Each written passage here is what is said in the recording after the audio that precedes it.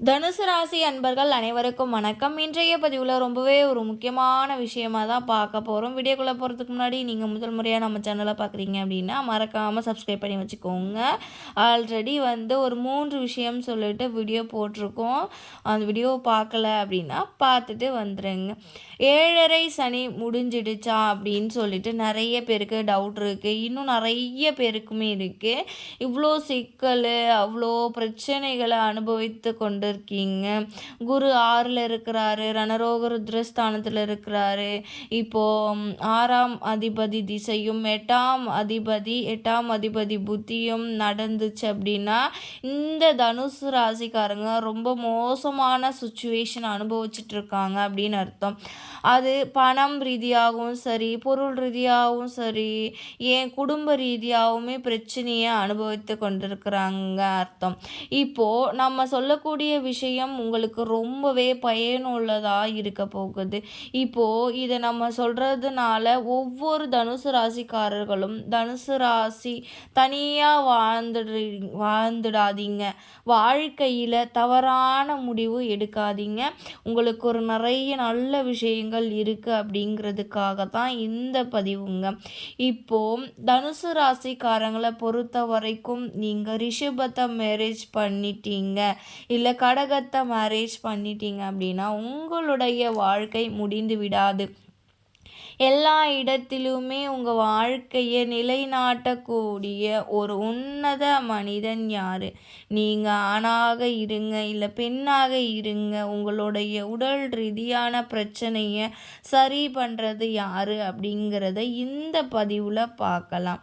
ரொம்பவே பணிவான குணம் கொண்டவர்கள் தான் இந்த தனுசு ராசிக்காரர்கள். ரொம்ப ரொம்ப ஒரு நல்ல மனசு உடையவங்க இந்த தனுசு ராசிக்காரங்க. கால புருஷ தத்துவத்தின்படி 9வது ராசி. இப்போது தனுசு ராசி அப்பாவாகவோ தாத்தாவாகவோ குழந்தையாகவோ நமக்கு கிடைச்ச வரம். அவ்வளவு நல்லா பார்த்துப்பாங்க. மனசில் இருக்கிறத வெளிப்படையாக பேசக்கூடியவங்க இவங்க. என்றைக்குமே கோபப்படுறாங்கன்னு எடுத்துக்கவே முடியாது. அந்த கோபத்துக்கு பின்னாடி குணம் இருக்குது. ரொம்ப ரொம்ப ஒரு விஷயத்தை நேர்மையாக டீல் பண்ணி பிரச்சனையில் மாட்டிக்கிட்டு அதிகமாக குடும்ப பாரத்தை சுமக்கக்கூடியவங்க யாருன்னா இந்த தனுசு ராசிக்காரங்க தான். இந்த அந்த வார்த்தையில் வடை சுடுறது அப்படிங்கிறது கிடையவே கிடையாது. எந்த ஒரு விஷயத்துலையுமே இறங்கி அந்த செயல் வேகத்தை காட்டணும் அப்படின்னு நினைக்கிறவங்க தனுசு ராசிக்காரங்க. கொடுக்குற வேலையை தாண்டி எக்ஸ்ட்ராவே வேலை செய்வாங்க தனுசு ராசிக்காரங்க தான். காரணம் என்னன்னா உண்மை, நீதி, நேர்மை அப்படிங்கிறத அதிகமாக ஃபாலோ பண்ணக்கூடியவங்க. ஒரு வேலை செய்கிற இடத்துலையும் கூட இவ்வளோ உண்மையாக இருக்கிறவங்க காதல் எவ்வளோ உண்மையாக இருப்பாங்க, திருமணத்தில் எவ்வளோ உண்மையாக இருப்பாங்க என்று பார்த்திங்கன்னா தராசில் கூட அவர்களுடைய எடையை கணிக்கவே முடியாது. அவ்வளவு நல்லவங்க. ஆனால் அவங்களுக்கு தான் எல்லா சோதனையுமே நடக்கும். நல்லவருடன் தனுசு ராசியை பார்த்திங்கன்னா ஒத்தே வராது. மேட்ச் ஆகாத ஒரு வாழ்க்கை தான் இருக்கும். அந்த வாழ்க்கையே சமுதாயத்துக்காகவும் தன்னை சுற்றி உள்ளவங்களுக்காகவும் தாய் தந்தையர்களுக்காகவும் கடமைகளும் வாழ்ந்து கொண்டு இருப்பாங்க. ஒரு கட்டத்தில் பிடிக்கலனாலும் சரி, வெறுத்து போனாலும் சரி, அந்த வாழ்க்கையை வாழ்ந்துக்கிட்டு இருக்காங்க. மனசில் ஏக்கமும் பரிதவிப்பும் அவங்களுக்கு ஒரு விதமான ஏக்கமும் தயக்கமும் இருந்தாலுமே கூட விட்டு கொடுத்து போகக்கூடிய மனநிலை உடையவங்க இந்த தனுசு ராசிக்காரங்க.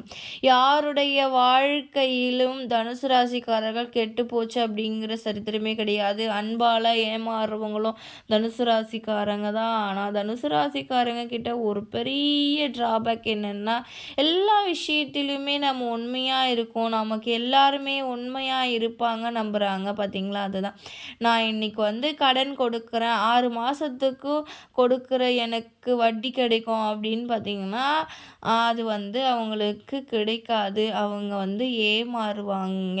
இப்போ நான் தீபாவளிக்கு என் அன்பிற்கு அடையாளமாக ஒரு ட்ரெஸ்ஸு வாங்கி கொடுக்குறேன். அப்போது அபவுட் அந்த ஒரு ட்ரெஸ்ஸை வந்து நீங்கள் வாங்கி கொடுக்குறத ட்ரெஸ் ஒரு ஒரு பொருட்டாவே எடுத்துக்க மாட்டாங்க. நான் உங்ககிட்ட ட்ரெஸ்ஸு கேட்டேனா அப்படிங்கிற அளவுக்கு இருப்பாங்க. அப்போ வந்து விலை மதிக்க முடியாத அன்பு வீணாகப்படுகிறது அப்படின்னு தான் சொல்லணும். உங்களுடைய செயல்கள் எப்படி இருக்கும்? ரொம்பவே சூப்பரா இருக்கும். தனுசு ராசிக்காரங்க ஒரு ரோடு போடுறாங்க, ஒரு வீடு கட்டுறாங்க, ஒரு வேலை செய்கிறாங்க அப்படின்னா அதில் அவங்களுடைய தனித்துவம் அதிகமாகவே தெரியும்.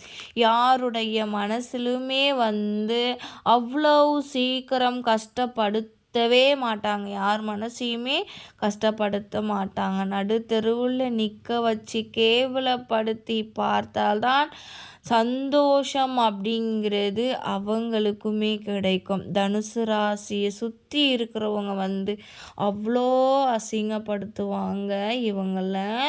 தனுசு ராசிக்காரர்களை பொறுத்த வரைக்கும் முருகன் வழிபாடு செஞ்சு பாருங்கள். நிறைய பதிவில் சொல்லியிருக்கோம். மயிலாடுதுறை மயூரநாதனை வணங்கி பாருங்கள், நல்லது நடக்கும். நீங்கள் முடிஞ்ச வரைக்கும் முருகனையும் வழிபாடு செஞ்சு பாருங்கள். நீங்கள் எதிர்பாராத பண வரவு, நீங்கள் எதிர்பார்க்காத நல்லதுமே நடக்கும். ஒரு விஷயத்தை உள்வாங்குற தன்மை அப்படிங்கிறது ரொம்பவே அதிகமாக இருக்கும். 10 பேர் பேசுகிறாங்க அப்படின்னாலும் அவங்க என்ன சொல்ல வராங்கன்றதை தெரிஞ்சுக்கிட்டு நமக்கு அது ஈஸியாக புரிய வைப்பாங்க. அப்படின்னா அந்த உதவிக்கு உண்டான மரியாதையும் அந்த உதவிக்கு உண்டான சிம்பிளிசிட்டியுமே அதிகமாக இருக்கும். தேவையில்லாத விஷயத்தை தலையிடவே மாட்டாங்க. தன்னை அப்டேட் பண்ணிக்கணும் அப்படிங்கிறத தெளிவாக இருப்பாங்க. காலத்துக்கு தகுந்த மாதிரி மாறணும், காலத்துக்கு தகுந்த மாதிரி வேகமாக போகணும் அப்படிங்கிற எண்ணம் அதிகமாக இருக்கும். எந்த ஒரு விஷயத்தையும் கற்றுக்கணும். தனுசு ராசியில் பெண்ணாக பிறக்கணும் அப்படிங்கிறது மிகப்பெரிய பாக்கியம். இவங்க தன்னுடைய வேலை, உன்னுடைய ஒரு முக்கியமான வேலைங்கிற விட்டுட்டு ஒரு விட்டு கொடுத்து போகிறவங்க அப்படின்னாலுமே இந்த தனுசு ராசிக்காரங்க தான். தன் வீட்டில் என்னென்ன வேலை செய்யணும் அப்படிங்கிறதுக்காக இவங்க வேலைக்கே போகாமல் வீட்டை கூட ஃபுல் டைம் பார்த்துக்கிட்டு ஹஸ்பண்டோடைய டெவலப்மெண்ட்டை, குழந்தைகளோட டெவலப்மெண்ட்டுன்னு சொல்லிட்டு பண்ணிவிட்டு வீட்டில் இருக்கவங்க யாருமே வந்து உடல்நிலை சம்மந்தப்பட்ட பிரச்சனை வரக்கூடாது.